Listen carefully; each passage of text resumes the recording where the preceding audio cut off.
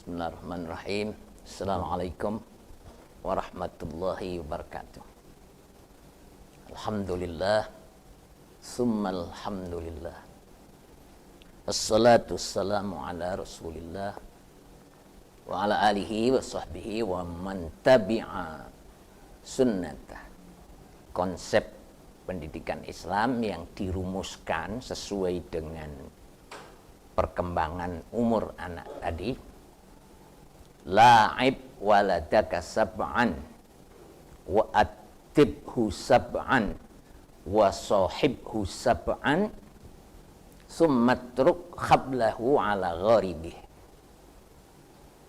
Saya ini episode yang ketiga, sudah sampai pada cara mendidik ketika anak sudah dewasa, yaitu umur 14 tahun ke atas. Kalau pada tahap umur 7 tahun pertama, 0 tahun sampai 7 tahun, itu ibarat masuk persneleng 1. Tidak bisa langsung persneleng 2 kalau kita sedang nyetir motor atau mobil. Harus masuk 1 dulu, tidak bisa. Tapi kalau sudah jalan bagus, anak sudah kita bisa merebut menjadi milik kita yang sesungguhnya, milik Allah yang sesungguhnya, tapi maksudnya kita sudah bisa menguasai jiwa anak, dan anak sudah lengket dekat dengan kita, orang tua dengan mudah habis itu masuk ke gigi persneleng kedua. Kita genjot, kita masukkan di situ pelajaran total mengenai akidah, ya, iman yang kokoh, dan tadi ibadah. Di samping juga muatan yang ketiga, yaitu akhlak, adab, etika, dan sopan santun. Itu sangat penting. Akidah kuat, ibadah kuat, tetapi juga punya akhlak, adab, dan etika. Itu Rasulullah sangat memperhatikan ketika umur 7 tahun kedua ini, bahkan umur 7 tahun pertama tadi itu. Rasulullah sangat memperhatikan pendidikan akhlak dan etika. Satu saat Rasulullah melihat seorang anak yang berhimpun dalam satu majelis yang di situ ada acara makan-makan. Ini anak tidak terdidik etika kesopanan dalam makan-makan dan berkumpul di majelis seperti itu, sehingga dia makan dengan tangan kiri, ya, dan tidak membaca bismillah, dan dia melihat-lihat makanan kemana-mana dan ambil-ambil makanan itu seenaknya. Rasulullah berkepentingan untuk meluruskan akhlak anak ini di hadapan orang-orang para sahabat Nabi. Apa kata Rasulullah dengan kasih sayang? Dipanggilnya anak itu, ya ghulam, samillah, wahai anakku. Ghulam ini panggilan sayang. Bisa anaknya, bisa anak orang lain. Orang Jawa juga biasa memanggil nak, bukan anaknya gitu. Samillah, bacalah bismillah. Wa kul biyaminika, dan makanlah dengan tangan kanan. Nak ya, wa kul mimma yalik, ambil makanan yang di depan kamu, jangan yang jauh-jauh ngerangge ke sana. Ini adab. Ya. Ini bukan main-main. Rasulullah mengeterapkan ahlul yamin ini. Karena nanti di akhirat juga ada ashabul yamin, sahabat atau orang-orang kanan gitu. Itu harus sejak di dunia sudah dibiasakan sehingga nanti menjadi ashabul yamin. Ya. Pernah salah seorang diingatkan Rasulullah, Pak, sampean makan dengan tangan kanan. Orang tadi menjawab, la astati, tidak bisa saya makan pakai tangan kanan apa itu.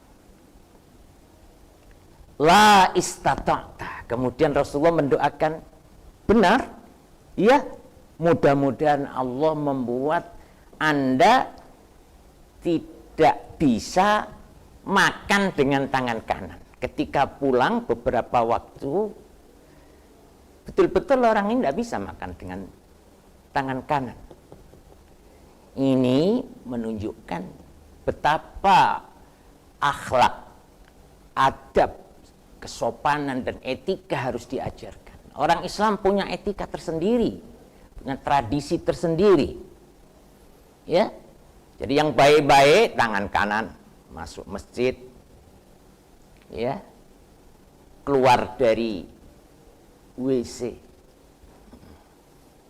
Kata Nabi, kamu bukan karena tidak bisa, tapi dengan kesombongan kamu menentang perintah Rasul. Diajarkanlah taat kepada Allah dengan konsisten. Menjadi bagian hidupnya itu hanya Allah dan Rasulnya yang menjadi acuan dalam hidupnya. Ma'asyiral ikhwah wa para santri yang saya sayangi, perhatikan baik-baik ya. Setelah itu kemudian tahap ketiga dalam mendidik anak, yaitu wasohibhu sab'an, dan temanilah anakmu, jadikanlah teman 7 tahun berikutnya. Kalau sudah dewasa, maka anak sudah matang, dan dengan ditanamkannya akidah, ibadah dan akhlak, dia sudah membawa bekal hidup ajaran agamanya dengan relatif sempurna. Maka ada masa yang namanya masa musohabah, yaitu orang tua tidak boleh main-main, tetapi tidak boleh keras. Orang tua harus mutabaah. Kalau yang kedua tadi saya sebut dengan ahdut taskhin, masa menginstal. Ketika anak kosong umur 7 tahun dengan akidah kita tuangkan supaya tidak masuk bahan dan materi lain kecuali akidah, ibadah dan akhlak dari Islam. Karena bejana itu kalau sudah kemasukan sesuatu, maka tidak akan kemasukan yang lain. Itu harus kita jaga. Ketika sudah tuangkan itu, maka 7 tahun yang ketiga kita harus mutabaah. Itu namanya masa mengikuti anak, apa yang sudah diajarkan sebelumnya, apa sudah diterapkan. Di situ gaya orang tua harus berlaku sebagai teman. Tidak boleh mentang-mentang orang tua terus keras, kasar, tidak boleh. Dia sudah dewasa. Secara fisik, kalau ditanding dengan orang tua itu yang menang anaknya. Pak, sampai delok, aku sedukur usak mini.